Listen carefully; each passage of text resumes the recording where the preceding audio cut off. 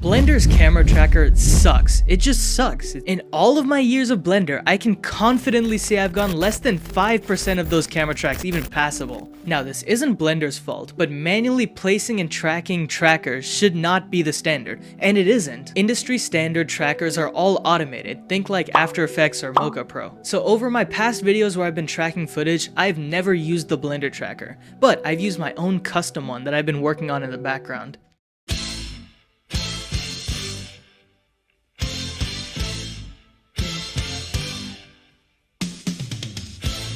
What I've actually been using this whole time behind the scenes is a photogrammetry track solution, Colmap. And Colmap is fantastic. It does the tracks automatically and scarily accurately. It means it's light years ahead of the Blender tracker. Plus, the generated sparse point cloud is incredible for lining up visual elements. So what's the catch? Well, Colmap is not user-friendly at all. In its native form, it's practically just a back-end one-click solver. If you want to, for example, mask out a moving human, or you want to align the scene, first you gotta go into a different program and mask out your human, then use Colmap for the tracking, and then go to something like Blender and realign the scene for it to actually even be usable. Going through 3 programs just to get one camera track is not acceptable, honestly. Now sure, you could drop a bunch of money on something like Boris Effects, Trackers, or After Effects, or something like that, but both options share 2 massive problems. 1, they are both subscription based, and 2, they're both closed source, and if you know me, those are 2 things that I don't like at all. So since Colmap basically gives us all those foundational elements for free, I thought, why not build a GUI wrapper around it? A single one-stop app for all your needs. The Colmap tracking, the AI roto, the camera calibration, post-processing, everything. So I spent a full month just coding and doing everything to solve this exact problem. That's why my upload schedule has been a bit spotty lately. But today I'm going to show you how everything works, how you can use it, and how you can download it for yourself. Setting this up literally could not be any simpler. Head over to my Gumroad link down below and get the program. This single download packs everything you need: the main GUI, the custom build of Colmap with native GPU acceleration, and the AI masking library. All you need pre-installed on your PC is Python version 3.10 or higher. Just run the setup.bat file to automatically set up the environment and download all the libraries. Once that's done, launch your trackerui.bat file and the full interface pops up on your screen. Let's break down the 3 core workspaces, starting with the Calibration tab. This tool will calculate a specific intrinsic profile for your camera lens. In short, all it does is undistorts the camera footage before it feeds it into Colmap, giving you a drastically better camera solve. To use it, all you need to do is wave around like a checkerboard in 3D space, about a 15-second clip, and import that into the app. Make sure to tilt it, rotate, pan everything near the corners especially, and if you don't want to do that, you can also just use a image sequence instead. Set your camera's name, type in the checkerboard count. You'll know you got it right when you see like a rainbow pattern on your checkerboard. And also the size of each checker. Hit calculate intrinsics and it'll automatically save a profile for your camera straight into the persistent folder, so you only need to calibrate it once. Next is the tracking tab. All you need to do for this is drop in your video or image sequence, and if you drop in a video, it'll automatically create a lightweight background proxy so you can scrub through your footage really easily. You can change all these settings: the FPS, the in and out range sliders, the tracking profile, whether you want glow map or Colmap, and you can also use your camera intrinsics here as well. And if you expand the advanced panel, you'll see there's so much more stuff you can do. But in this advanced tab, there's one feature that I'm super proud of: this Caspar GPU solver option. The stock Colmap that you get from the official repo for some reason doesn't come with CUDA GPU acceleration compiled. So I've done all the effort of compiling a custom binary into a package specifically for you guys, so you can use CUDA acceleration with your GPUs. Now, this is something that I'm ridiculously hyped about and really proud of: native AI roto tracking. Now you no longer need to open up DaVinci Resolve or After Effects if you just want to mask out simple subjects. This is literally how simple it is.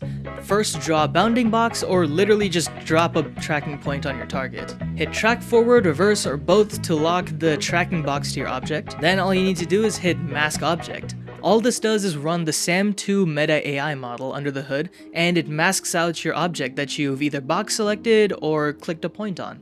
In the mask layer tab, you can preview your generated matte frame by frame. You can get multiple layers, you can hide them, you can also invert the layer if you want to hide the object and just track the background around it. Once you're done with all your settings, you can upload more than one clip, and each clip will have a different set of parameters that you can use. Once you're done with all that, you can hit process complete pipeline and it'll run all your clips sequentially, so it's a complete hands-off experience.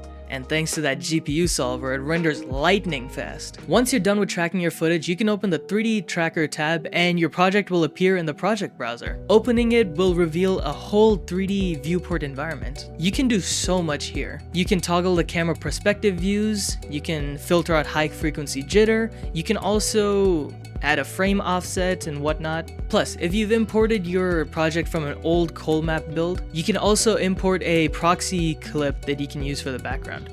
Scene alignment is honestly a pain in Blender, but here it's so easy. Let me go over the options. For one, there's an auto-detect floor plan option, so if your point cloud has a large plane, it'll look at it and it'll snap the floor automatically. Second is the selection transformers. If your scene is a bit more complex and the auto-detect floor plan doesn't work, you can select the points on the wall or the points on the floor, or both, and you can auto-align your scene to the selection. And obviously, if you got the scenes where you can't automatically align them, you got the manual tweak mode, where you can manually tweak the location, rotation, and scale. And once you're done with that, you can hit commit alignment. Next tool is the point cloud pruning. This one allows you to basically look at the scene and use sliders to remove noise or like random floaters around the scene to clean up your point cloud. And you can obviously manually hide the selected points or unhide everything. And finally, a feature that I'm pretty shocked isn't really, present in other tracking tools, the triangulation feature locator. All you need to do is go into your camera view and click on a feature that you want to track. Then scrub your timeline to a different point in space and click on that same feature again. This tool basically uses triangulation to find the exact point in 3D space. And this feature also aligns really helpfully with the metric ruler scaler. All you need to do is select 2 points in space that you know the distance between, and you can select those 2 points, manually input the distance, and scale the scene to exactly the same metric scale. And finally, once you're done with all the post-processing tools, you can export your scene as an OpenUSD, so you can use it in basically any program you want: Blender, Maya, Houdini, Unreal Engine. You can selectively export hidden points, the point cloud, the camera, or you can also inverse the camera motion if you're tracking an object instead of the scene. And to make your workflow faster, I've also included some remappable hotkeys. For example, you can use 1, 2, and 3 to switch the workspace, Control D to automatically align floors, Caps Lock to change the camera view, or the tilde key if you want to pull up the console, and many more. Every single one of these bindings can be edited in the persistent folders keybinds.json file. And if your app crashes or closes unexpectedly, all your proxy files will be safely stored in the cache folder. Alright, so making this project was so hard, but it was so fun to do. And I made a really good working app that honestly even I'd use every day. Oh, and other great news, I finally have a Discord now, so you no longer have to, ask all your questions or troubleshoot any errors from the YouTube comment section anymore. Join the Discord, link down below if you need any help or you just want to, come around and talk and share all your stuff. Oh, and for my next project, I'm going to be working on V2 of my MetaHuman importer, as I, promised before. And I was honestly so surprised that so many of you actually even liked that. Hit the like button if you like this video, hit subscribe if you want to see more from me, and I guess that'll be the end of this video. Goodbye!